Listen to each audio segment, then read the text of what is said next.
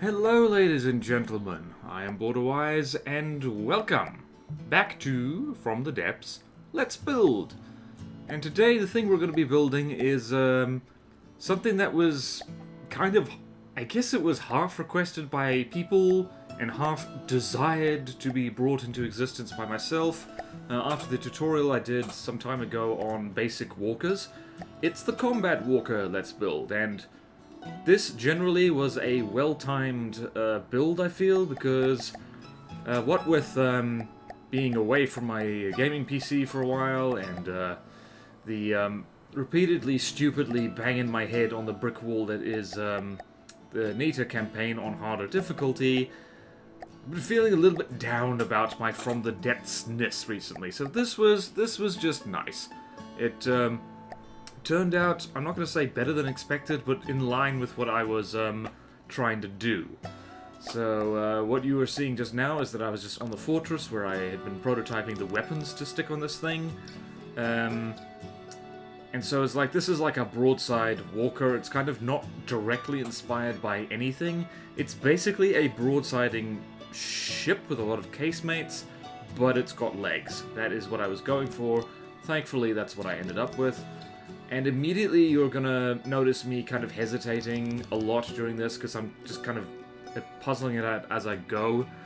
I really need to get into the habit of designing things ahead of time, but I'm just not in the habit of doing that, because I just don't. I just fly at it, and then I have the goal to be surprised when things don't work out that well, so that's an issue. So the other thing you'll notice is that I'm using a lot of alloy for this. And there's two reasons for that. Firstly, I just like the way alloy looks, and it also matches the texture that's on the simple weapons, these casemate guns. But most of all, it's because alloy is a reasonable compromise.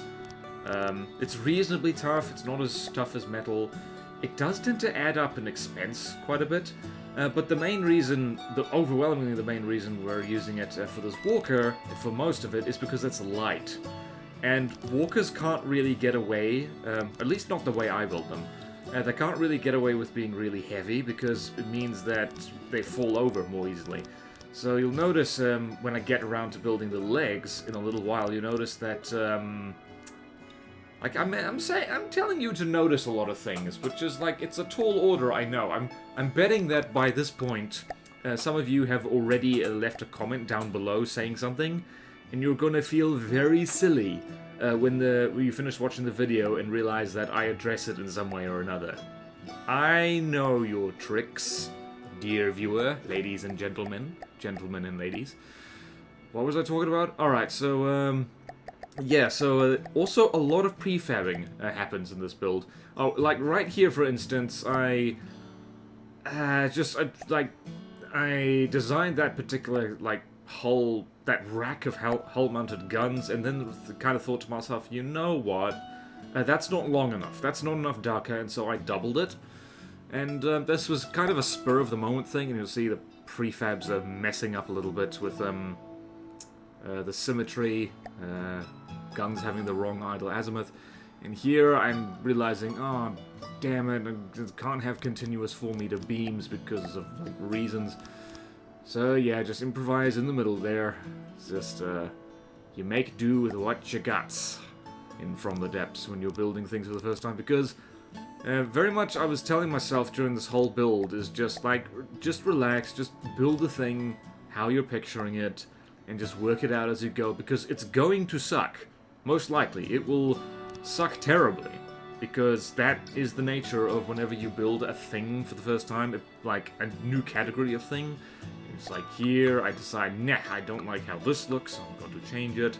I do this an awful lot in building. I change my mind a lot. I look at a thing, well no, I picture a thing, I place it down, and then I go like, you know what, nah, I hate it. And you will notice, haha, notice. You have been given official notice of noticing things. That I deleted some square corners, just like here on the edge here, and then I essentially put them straight back. So that was not the most productive use of time, I feel.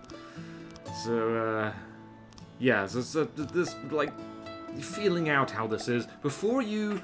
It really does take a bit of practice in order to just kind of, without really thinking about it, just hammer out a craft. And, yeah, a little bit of extraneous blocks in here. I could have stuck something else in there, like surge protectors or something.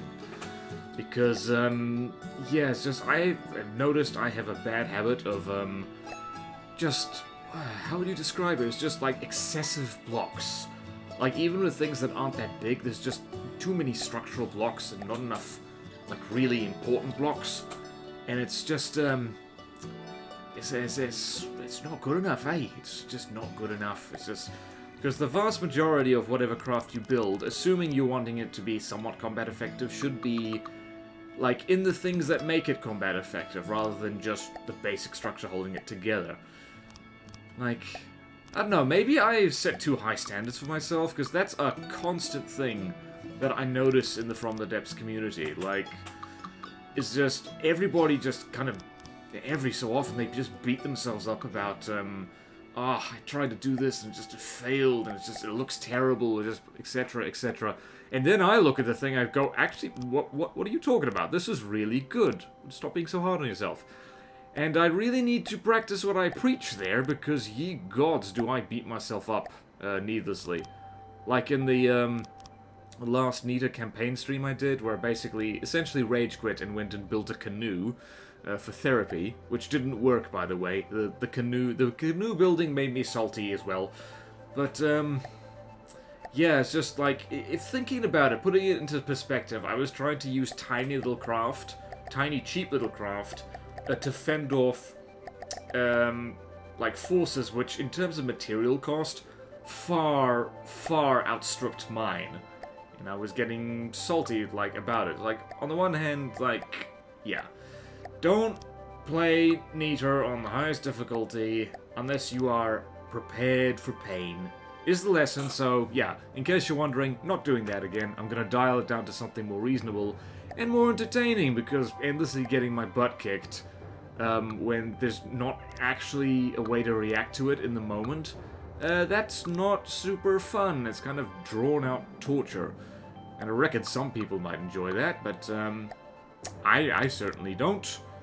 And people have told me in no uncertain terms, like, dude, you're not funny when you're mad. Or you're not entertaining when you're mad. And I agree.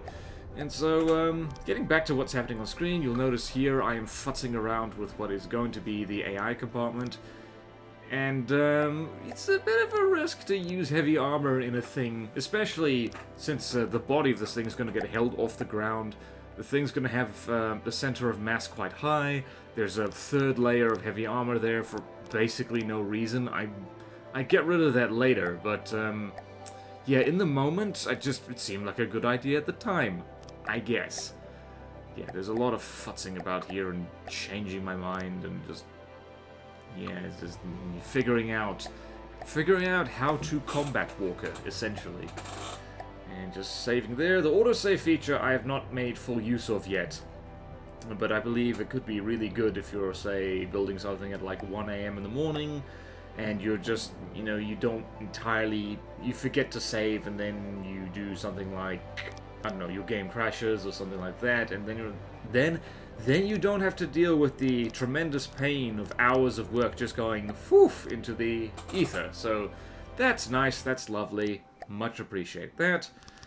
And so, see what I'm doing now is I'm trying to, in my brain, work out just how much space the legs are going to take, and so I decide to err on the side of caution and give them a little bit more room. You can see it, like, the cursor is kind of just floating about a little bit as I'm trying to, like, puzzle out in my head, which is not the best place to come up with plans. My head, I don't know what my head's really good for, but, like, engineering is definitely not one of those things. I'm an art student, and I regret some things, but not as much as people might expect. But in any case, so, yeah, this is the point where I decide, okay, so the spin block legs are basically gonna be, a 3x3x3, so basically a cube that's 3 meters long, 3 meters tall, 3 meters wide. Here's where I place the controls, and if you're wondering what exactly kind of ACB controls I'm using here, I should probably put in the description the basic walker tutorial, assume, like, if you haven't seen it yet. It's, like, it's alright, I guess. It's not super sophisticated, by From the Depth standards, I should hasten to add, because this whole game is, like, super sophisticated. I feel like whenever I pull something off that's actually cool and interesting in this game, I feel like a top hat is sprouting on my head. Like, I feel myself getting more Lathrixian by the second. Yeah, speaking of Lathrix, like, if you have, like, I don't know, we all have, basically every YouTuber has the kind of people they look up to, and Lathrix is definitely one of mine. People keep telling me that I should do a collab with him, and it's a possibility, but don't get your hopes up, because he is a busy man, and he wants to prioritize his own content, and I understand that completely. I have no idea when I'd fit a collab into my schedule either. But basically, I am ridiculously... let's face it, it's partially due to the fact he edits his videos differently, and also a bit more than I do. But he just seems so effortless. Just when he's playing From the Depths. Admittedly, he's got a massive head start on me with that game, so it's like comparing... It's like comparing fine wine to the sour grape that it came from. I'm the sour grape in this analogy, by the way, but it's like... Yeah, it's just, he makes it look so damn easy, and I'm like, oh, I wish I was at that level. But I'm not. I'm still at that stage where I think, where every other day I'm like, looking at From the Depths and thinking, wow, I suck at this. Like, I'm happy to make tutorials for people, just to help them with the things that I have managed to puzzle out, but ye gods, like, ye gods. And then I beat myself with a birch branch and, like, put on my goat hair shirt. And, other self-flagellation things. So you'll notice here, getting back to the stuff on screen, I've built the kind of, I guess the hip, you could call it. And now there's this solid core of heavy armor beams to this, because unlike my first attempt at a walker, I'm wanting to have this leg be pretty durable. And so having a solid heavy armor core to kind of act as leg bones, in a way, seemed like a reasonable thing to do, and spoiler alert, that works really well. And you'll immediately see that I'm kind of, as the leg goes up, it goes from a heavy armor outer coating to metal to alloy, and that is, once again, it's to basically keep the weight low, because we really do not want this thing to be top heavy, because then it will fall over, and with this thing, if this thing falls over, I think that's pretty much it. Like, this thing ain't gonna right itself. I keep calling it this thing. It is the Combat Walker. Here's the foots. I really appreciate the fact that foots clip into each other like this. I'm still kind of, I don't know, figuring out in my brain just how exactly the feet work. You'll see me messing around with the settings multiple times in order to get this thing working, and at the moment, my advice to anybody who wants to mess with the sticky feet is basically, well, just mess with them until they do what you want them to, because with the 3 walkers that I've made before as prototypes, basically they all seem to respond better to slightly different inputs, which was, like, very interesting, actually, because it's like, you wouldn't think it'd be that different since they all function roughly the same way, or at least 2 of them. The quad walker and the biped function in a very similar way. But no, it's just you need slightly different foot settings on them in order to get them to do what they want. Oh, and here is the part where, like, I prefab this leg, and I really want to go back in time and punch myself, because I forget to kind of prefab that bit which is like the heavy armor hip, and so I essentially make on the left side of this walker the wrong leg, so to speak. So if you want to scream at me in the comments right now, like, by all means go ahead, because ye gods, I will join you probably. So you see, I just prefabbed that. I missed the hip joint, which is that heavy armor ring around the spin block. You also notice that the spin block is mounted on a heavy armor beam as well. So, and that's just so that if that beam, whatever the spin block is sitting on, it's still kind of, it's still, what do you call it? It's like it doesn't fall off easily. It basically means that more blocks need to be shot off for that heavy armor beam to fall off and then the leg falling off. So that seemed like a solid move. Deleted a block there by accident. And so we've got half the legs on, and now there's going to be a bit of faffing around while I get the other legs the way I want them. It's not as straightforward as you might think, or indeed as I thought, because, as I mentioned before, this is very much feeling out how this thing is going to be. And I swear to goodness, if anybody says that this thing looks like a canoe, well, I won't get mad, but I will sigh very deeply and just kind of go bury my face in the couch or something. And speaking of sighing and burying my face in the couch, I think, okay, firstly, I put the spin block in the wrong place, and now, here's the bit where I place the prefab, and I still haven't noticed that the protective, like, ring, like, around the thing is, like, it's not there, so the legs, this leg is not the same as the one on the other side, and still haven't noticed that, just placing the feet like nothing's wrong. Oh, past BorderWise, how did you even manage to get out of bed this morning without decapitating yourself, is what I want to know. But, yeah, so, yeah, I should mention as well, just, in terms of heavy armor, I'm breaking a lot of my own usual guidelines with heavy armor, because I usually, like, and by usually, like, the entire Subscriber Craft review series, may it rest in peace, it can be summed up as me saying, full heavy armor wrap, full heavy armor wrap, full heavy armor wrap, please.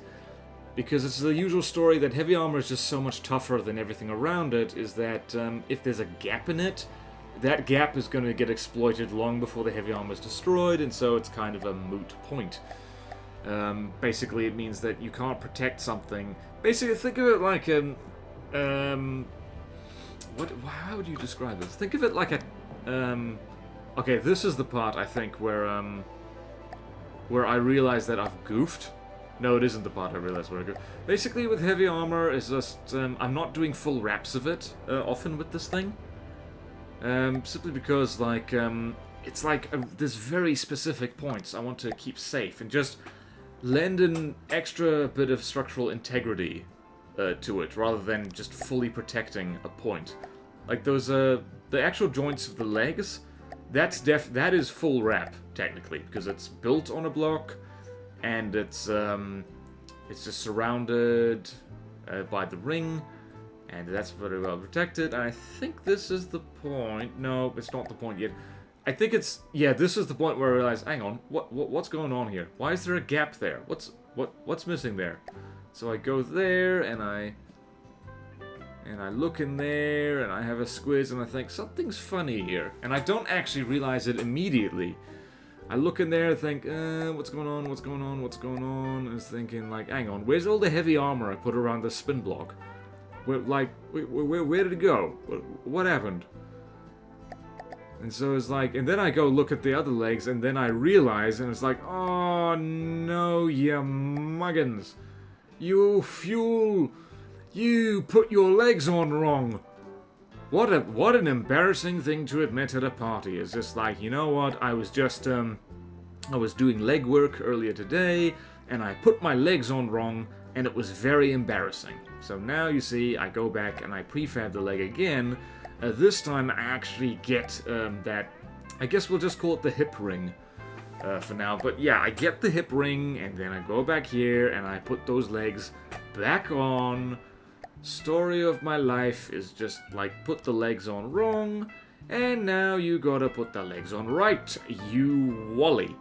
So now we do that, and once again, the foots are the wrong way around, so you gotta put the foots on correctly, and just life is so hard when your foots aren't correct. I keep calling them foots. Yes, I know the plural of foot is feet. I just like saying foots because, I don't know, it amuses me. It amuses me like a cow that's having a laugh. Okay, that just got weird. So anyway, we got legs. We have achieved leg finally. So, or we have not achieved leg. What, past BorderWise? Have you achieved leg yet?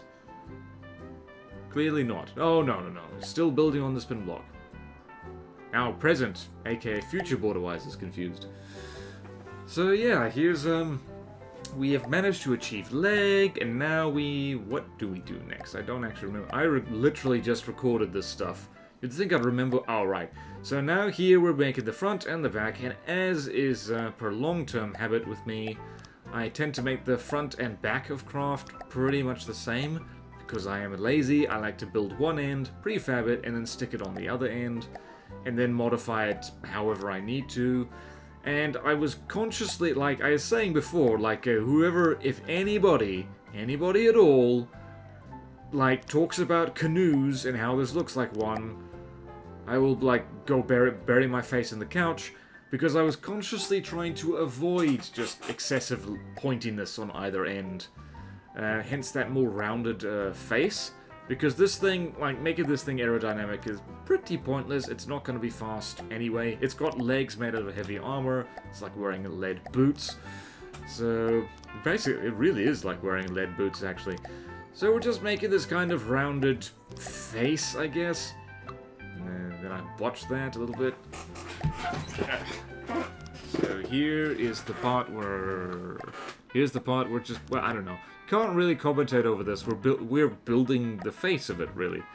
Also, I really appreciate how the fill tool now is works with mirror mode. That is such a time saver, and it's also a great way for me to avoid making the usual whoopsie I do, which is like I fill in all the armor on one side of a craft, and then I forget to do it on the other side, and then I wonder why the thing keeps rolling over, because it's hopelessly unbalanced.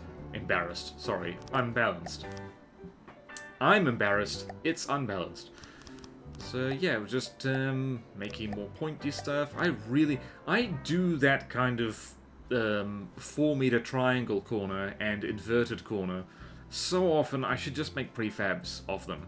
I should actually just make a prefab of the standard canoe slope staggering that I do. I should just do that at some point. Let's just dedicate, I don't know, maybe an hour or so just making a handy canoe prefab, since I make canoes all the time. Yes, I admit I make canoes all the time. I like things that are pointy, or at least that look sleek. Yes, I know it's actually not a very good hull design, but meh. I just like it. It's in my brain. But this, thankfully, is not looking too canoe-like. It's kind of looking like a blunt canoe, I guess. Basically, if, like, you know, a short way to make a walker is essentially you make a thruster craft, or even just a kind of ship shape, and you stick spin block legs on it and the ACBs that control the legs, and that's pretty much it, really. So, yeah.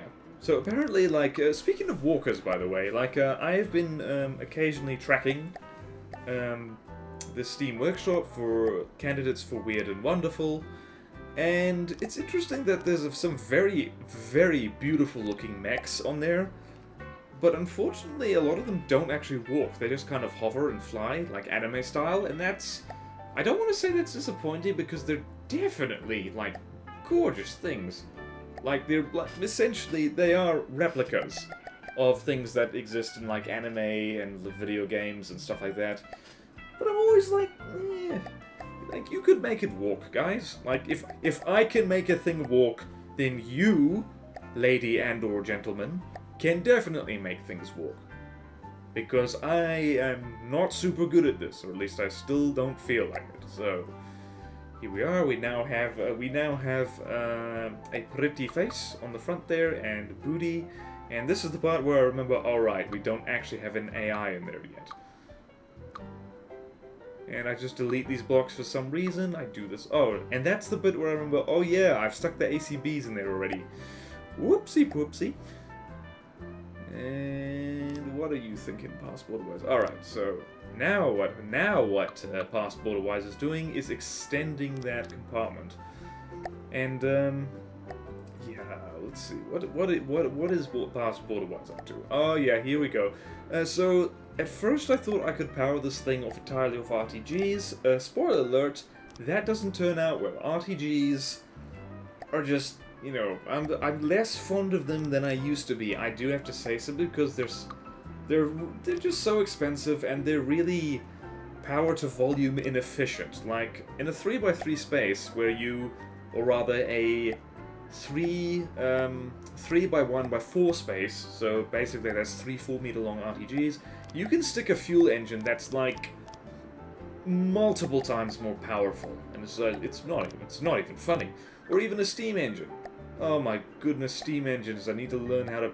Okay, I could probably make a basic steam engine tutorial as of right now.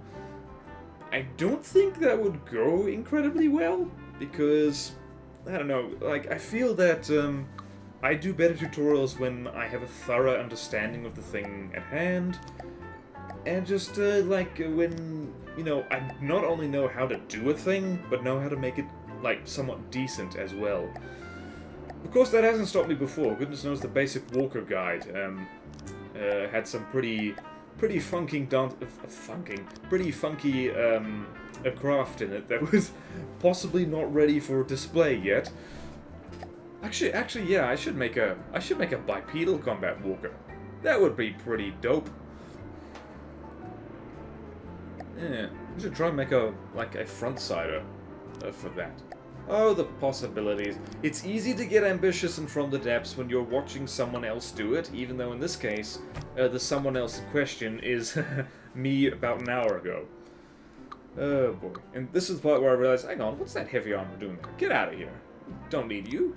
You're heavy. You're heavy and expensive. Get out of here. You know, notice that stone lining there is just kind of to bulk out that compartment. You could put another layer of heavy armor, but that felt like overkill. And stone and heavy armor tend to go together pretty well. It's like peanut butter and jelly. Or peanut butter and honey, if you aren't fond of jelly or jam. Why do Americans call jam jelly? And why do they call jelly Jello? Actually, I know that. It's because Jello is a brand and it kind of took over, etc., etc. But, this is the part... This is the part where you run away, to quote Shrek. I am joking, please don't run away. There's the good bits are still coming. Hopefully everything you've watched so far has also been good. I am my own worst enemy, I suck at marketing. But anyway, this is the ammo compartment. So, yeah, just the ammo compartments are always an interesting thing to me, because, like, the nature of them has changed, in this game considerably than when I first started playing.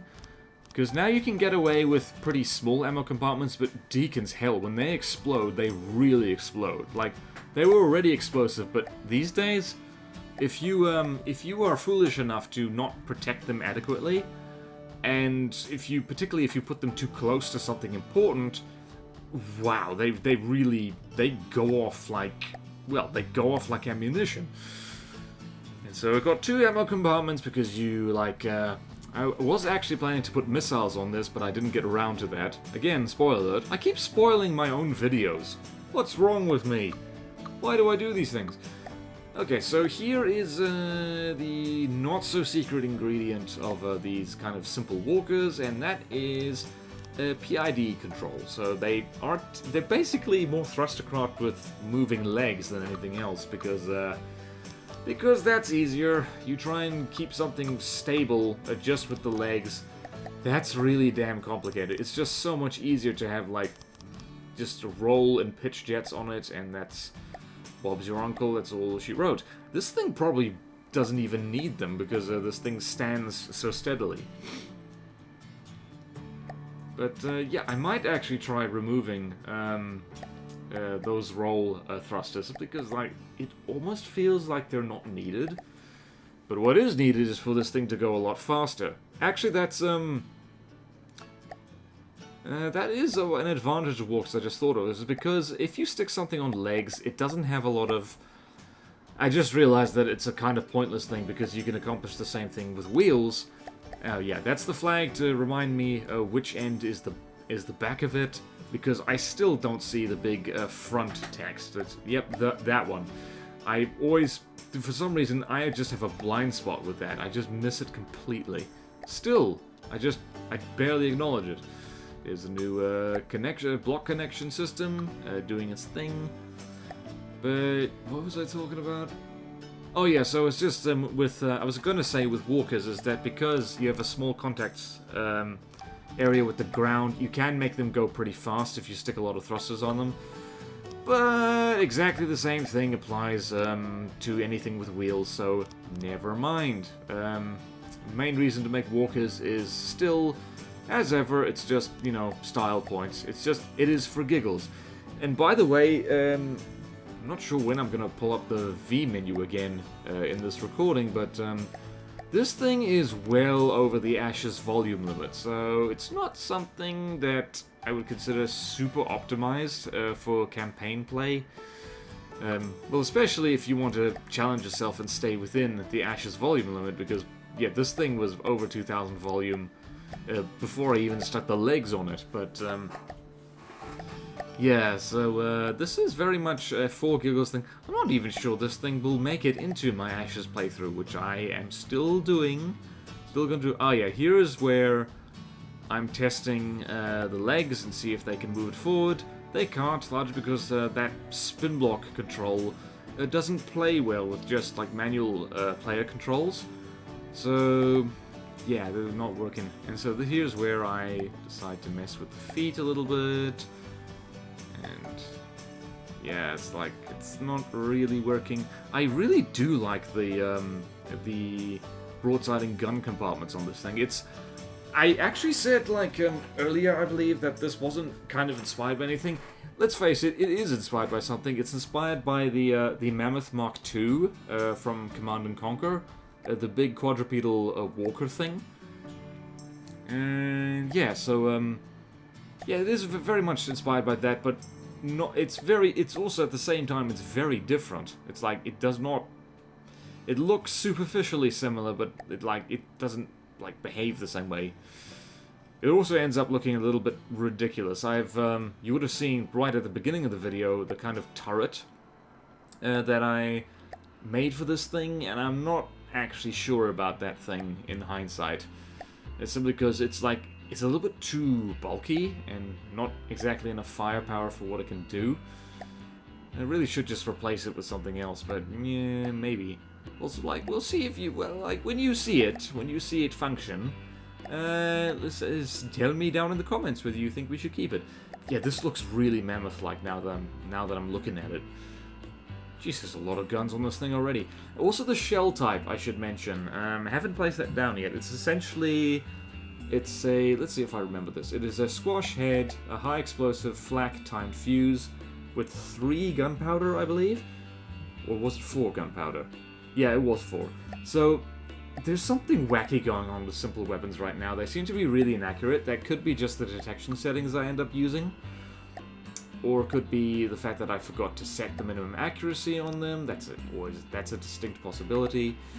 And, yeah, so I need to mess with that a little bit. Like, you'll see later in the combat testing, this thing tends to miss its shots a lot, and that makes me sad. By the way, we've just stuck pitch control on this thing.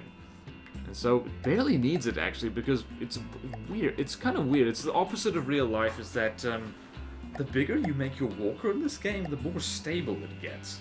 It's weird. Or maybe it's just because this thing is proportionally quite wide and flat, and maybe that's just what's keeping it together. Not putting long, skinny legs on the thing. Okay, here's where I decide to... Well, it's detection time. That deserves its own theme tune. And I'm not sure about this. I probably not the best mix of detection to use, because it's a bearing rangefinder, and then I stick a laser rangefinder on that, so bearing and range is basically covered. Yeah, actually no, that is a decent combination, I guess. Yeah, so it's still weird to me that the rangefinders actually aren't good at detecting range, and they're good for bearing instead. So yeah, that's an interesting thing. Also, once again, I never get old of the magic of portholes, which I armor this thing with, very shortly. Right there, actually. So, initially I was going to, like, armor it all up to there, and I thought, you know what, nah, let's not do that. Let's not do that, it's not really necessary. That's because it's interesting that, like, the shape of of craft tends to contribute to what bits get hit and what bits don't. So, setting detection like this quite far back, I feel helps a lot with keeping it alive and functional, because the more forward you put it, well, it just makes sense. If you put it forward, it's more likely to get hit, and yeah, it's like this. I'm not sure. This probably needs more combat testing to see if this particular setup works out really well. But at the very least, it's covered. It's covered by a layer of structural material. So yeah, that's at least a thing.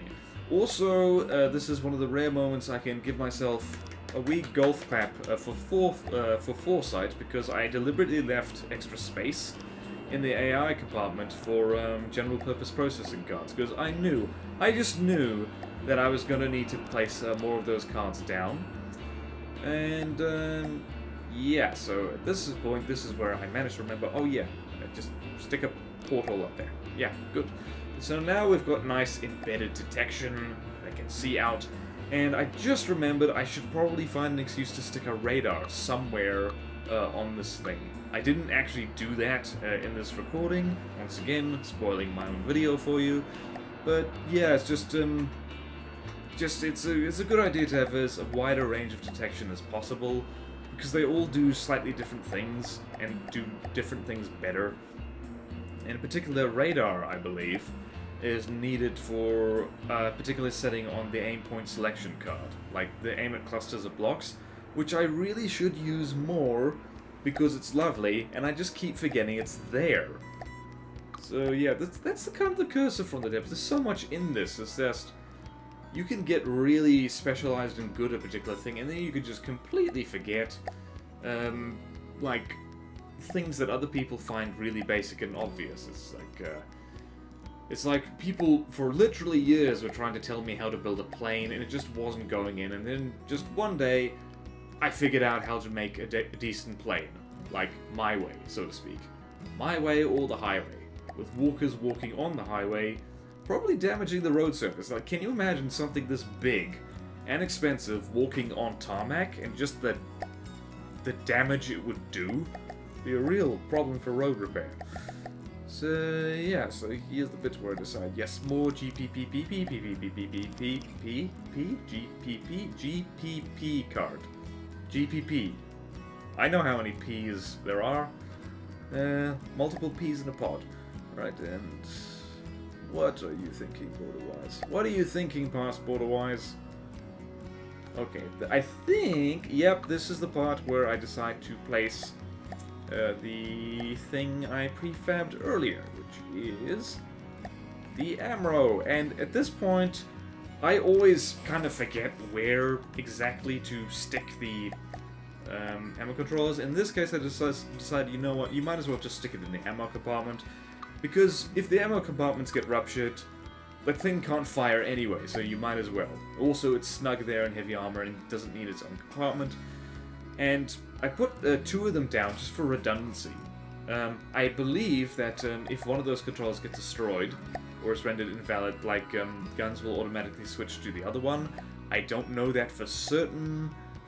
Please correct me if I'm wrong, but I tend to find that guns do, if they've already been assigned something, they will assign themselves to, like, another ammo controller if their first one is destroyed.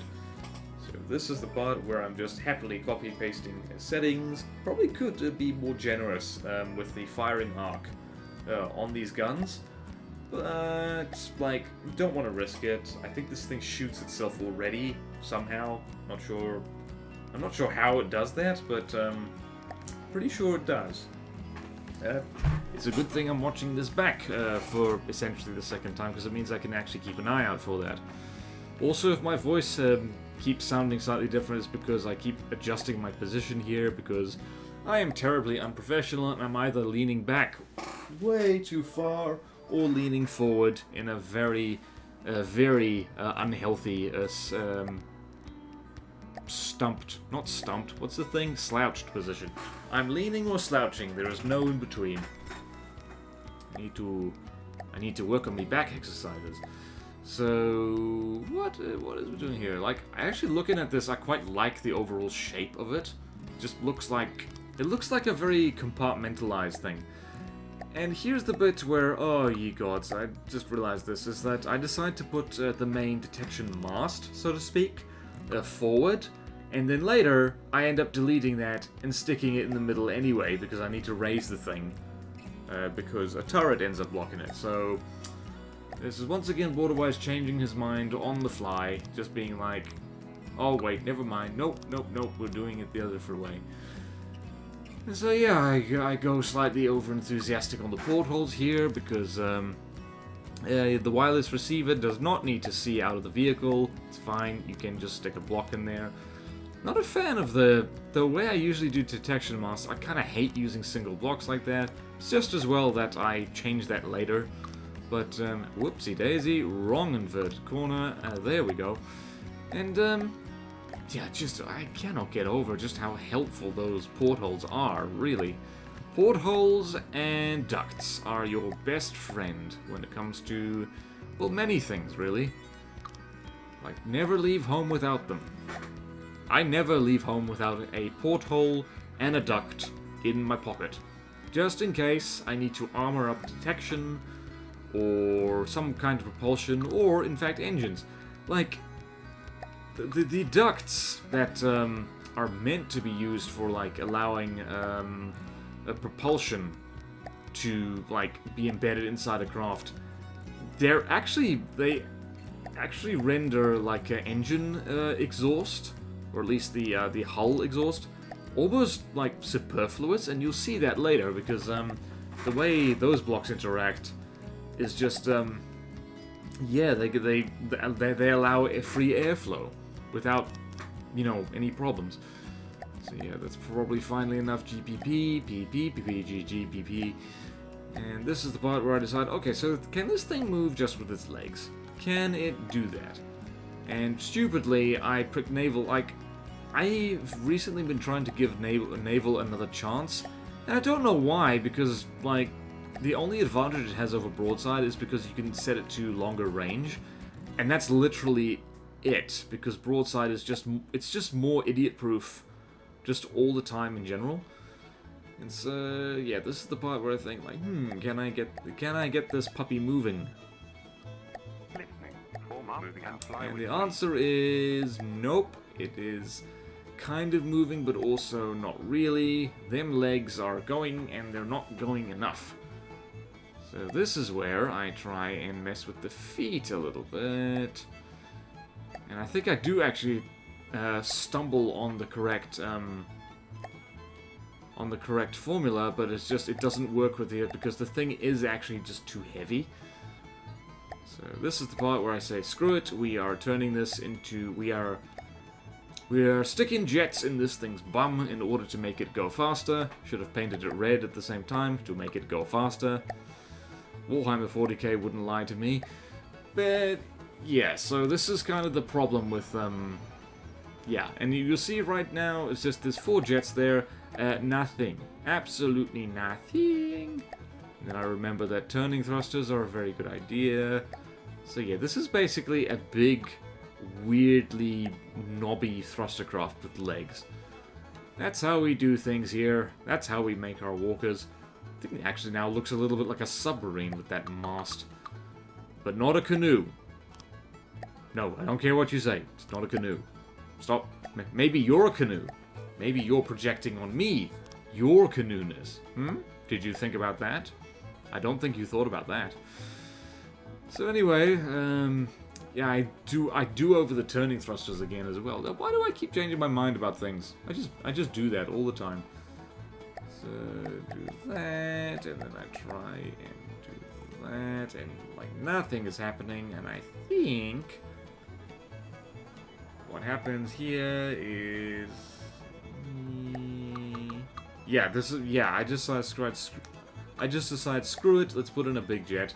When in doubt, more thrust. That is a good guide for From the Depths, and also your love life. That is not good advice for your love life. For the love of cheese and crackers, do not listen to me when I say that.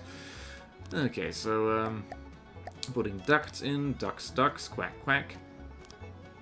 Okay, and now we're kind of moving. Yeah, we're moving very slowly because we've got a big jet pushing things along.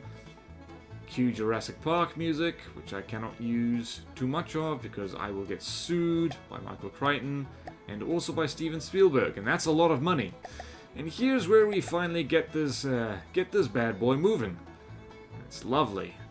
It's lovely, lovely. And I'm so happy that I got the opportunity to make this thing and see it in all its shadowed glory, because I don't know, it just looks so much better when you see the shadow on the ground and be like, oh yeah, that's the thing. And this is the part where I realized that RTGs are terrible, and so I'm putting in one of my favorite fuel engines, which is like, I've shown it on the channel before. It's, what do I call it? The Cube Terry, that's it.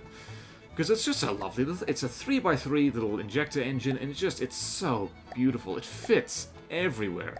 That's the Flat Jimmy, that's too big. Cube Terry, there we go. There we go. I love it so much. I love it, I love it, I love it. Like, I have gone full circle. I used to use injector engines because they were easy. Then people told me to use turbocharger engines because they were more efficient. And then they got nerfed to be way less efficient, and then I just basically switched back to using injector engines again. Don't talk to me about Steam. I don't know Steam. You told me you told me the gospel of Steam, I would tell you that Gabe Newell needs to finish Half-Life 3 before I even consider Steam again. So there. Chew on that. And this is the part where I remember, you know what, armoring your engine compartment is a good idea. Because I tend to find that, like, particularly with slightly older builds like the Stahlslung, I do not protect the engine enough. The engines are actually more important than ammo, because, yeah, you could lose an ammo compartment or two and just keep moving and fighting.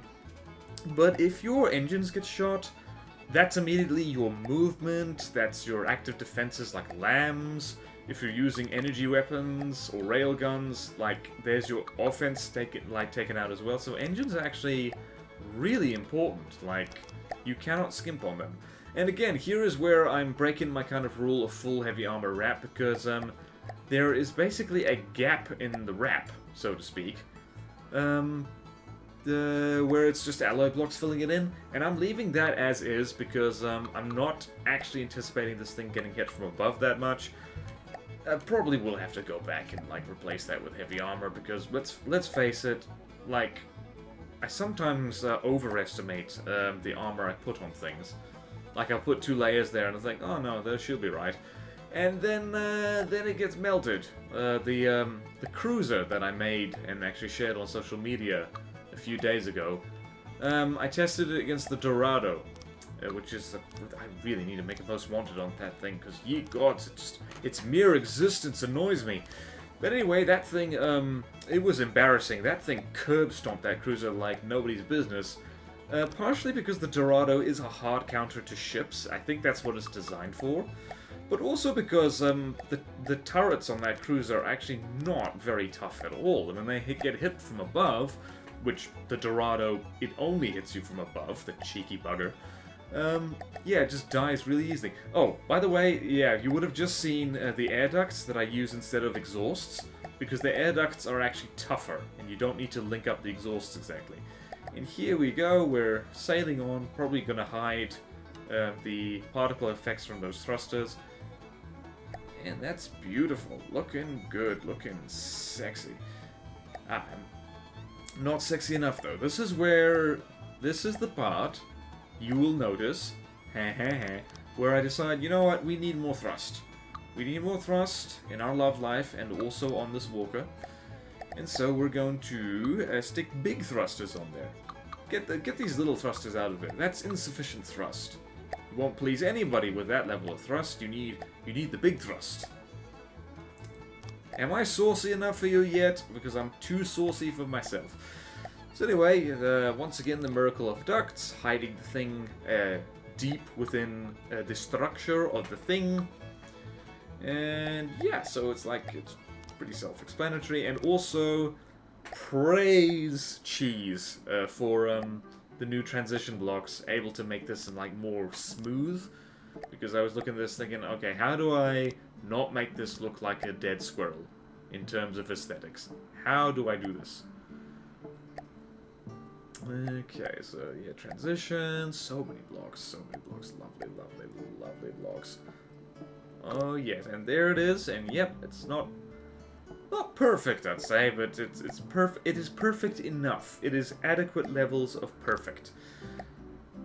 I say that, looking at it again, is like, yeah, I really like that we can do that. We can just also, as a bonus, it looks like eyes or maybe nostrils.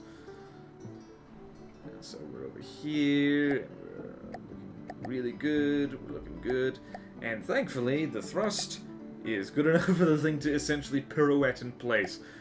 Oh boy. And this is where I just decide to do a wee little combat test.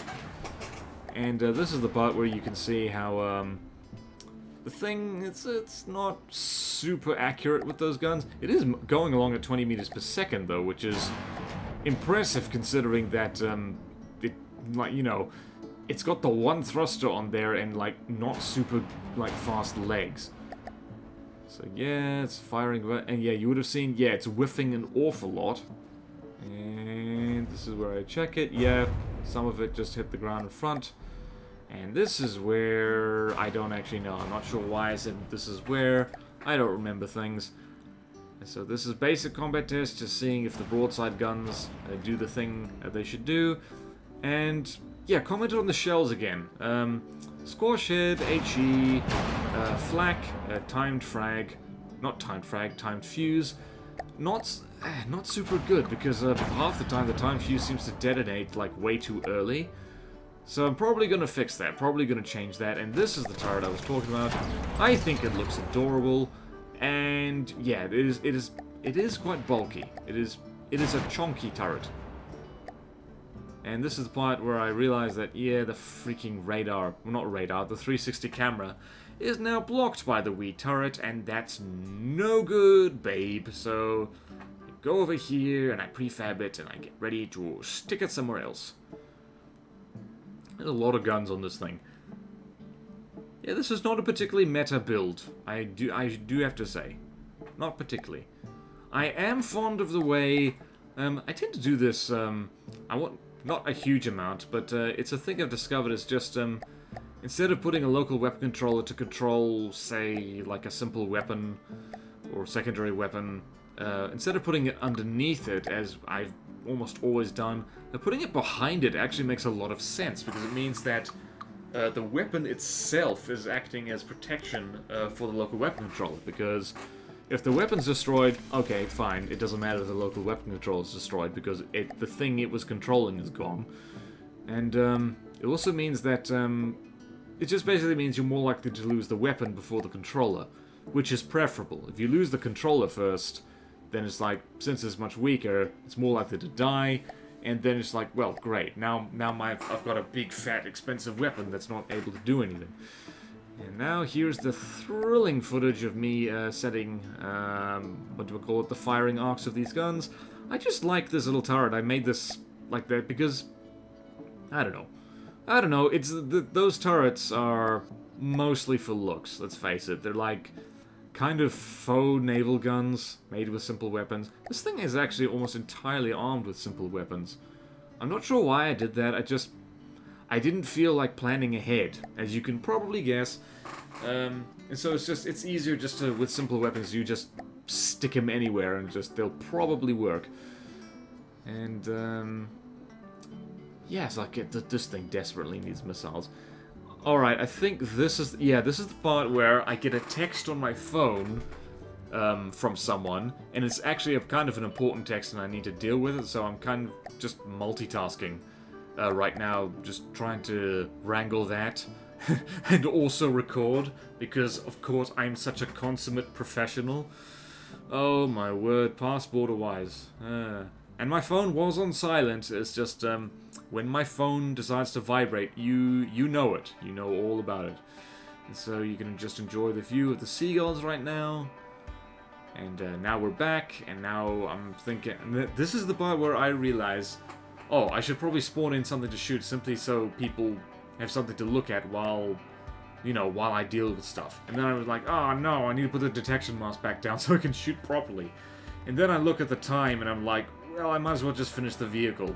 Well, not vehicle, the video. Starts with the same letter V. And so yeah, so that is how to be a professional YouTuber, is get distracted by your phone while recording, and then you get distracted from the phone back to the video. It's just, you know, so long as you get distracted in a productive direction, distraction is fine, I guess, is the lesson we've got here. Yeah, I'm not full of good advice today. First the comments about all the thrust, and now I'm telling you to get distracted. Well, if you want, you can get distracted immediately after watching this video. Hell, get distracted by my other videos. Get distracted by, I don't know. Well, maybe you want to take a break from YouTube after watching this. I don't know. Maybe you want to play From the Depths yourself. Maybe you want to shock horror go outside. Actually, no, that's crazy talk. Let's not go that far. What else do people get distracted by? Actually, I think social media is like the #1 thing people get distracted by in this day and age. So, okay, what is, I distract myself, actually, that's embarrassing. And this is the part where I realize that, yeah, I really want to put a chin gun on this thing. So it's just a little simple weapon, you know, little autocannon, just for giggles. Probably not going to do anything particular. I actually had one placed on the fortress, and I just seem to have kind of brain farted and not, like, used that one.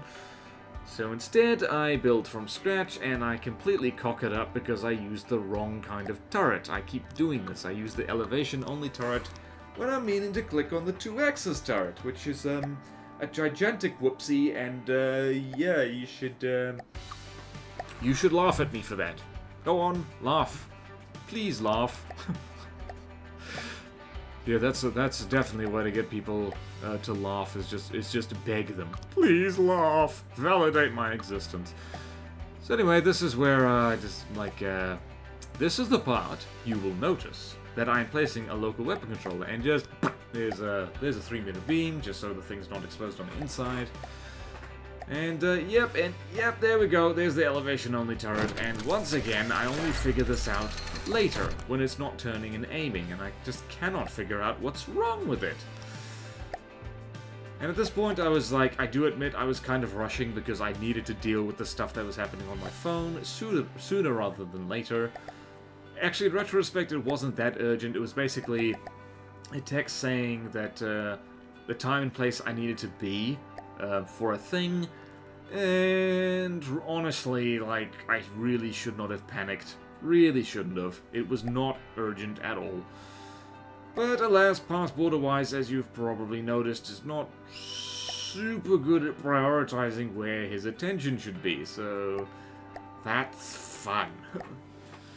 So yeah, here I am looking proudly at my little gun turret and setting restrictions on it, all the while not knowing that it's an elevation-only turret and it can't move. And here's where we're just basically moonwalking sideways, because there is sufficient thrust for loving and turning. And here's combat test against what did I just spawn in? The King Cobra. This is also the point of the video where I realized that naval broadside behavior is terrible and I should never ever use it because it sucks. Also still very inaccurate, and I should totally fix that. And this is the point where I realized, hang on, why is the little autocannon not firing? And yeah, you can almost see the cogwheels turning, me going like, is this working? Also, actually, no, what I was doing right here is trying to get a good image for the thumbnail, and God, those freaking shells falling short, it makes me so sad. And yep, here we go. This is Detective BorderWise is on the case, finally. Never mind we're being shot at. Somebody wants to figure out why this thing's not firing. So he thinks, oh, but maybe it's the restrictions. Maybe the restrictions are being a problem. Nope. He's gonna figure it out any second now. I do love the new particle effects for jets and stuff. That's cool. That's cool. So yeah, looking there, and it's like, and this is the point where I see elevation only, and I'm like, oh yeah, muggins. And there we go, and then there. Then I failed to type in a number, and then there we go. Fail-safe should keep the thing safe. And this is, this is where, like, naval broadside just sucks terribly, because the thing, since it can broadside either side, it's trying to do both at once in a really daft way. Oh yeah, this is the part where I figure out that my leg armor is actually, it's underkill. Like, should have made it heavy armor all the way up. So yeah, definitely stuff to do for the part 2 of this, because yes, there's gonna be a part 2. This thing ain't done yet. It's definitely not done yet. I can do more with this. And this is me messing with the turning circle, getting rid of the reverse, terrain prediction, and just trying to make the thing work, because this is just something to do with naval behavior that I swear, it's been around forever, and I infamously made a canoe, you guessed it, yes, that stumped the developers in just its refusal to broadside. It just kept sailing straight at the target, or just away from it, like, all the time. And just, I couldn't figure it out. Like, a lot of the veteran people, my server couldn't figure it out, the devs couldn't figure it out, and then I just gave up on it. And that's exactly what's happening here, and I just decided, you know what, bugger this for a laugh. We're going broadside, because, you know, the naval is just, no, broadside is just so much better. And if you really wanted to broadside at both sides, you can set up multiple behaviors and ACBs to accomplish that, because, like, really, like, regular naval is just regular naval, and, like, I managed to fix it just in time for the King Cobra to die, because that's smart. So yeah, that's basically it for this combat walker. I like how this is turning out. It's pretty solid, actually. It's very much like I was planning, even though I wasn't planning at all. And so yeah. So, that's basically it for this video. Thank you so much for watching. Please like, comment, subscribe if you want to see more videos like this. Support me on Patreon if you like, it really helps. Thank you to, support me on Patreon and YouTube membership if you like, it really helps. Almost forgot that second bit. Thank you to all my current supporters, and I will see you next time in From the Depths. Let's build. Farewell.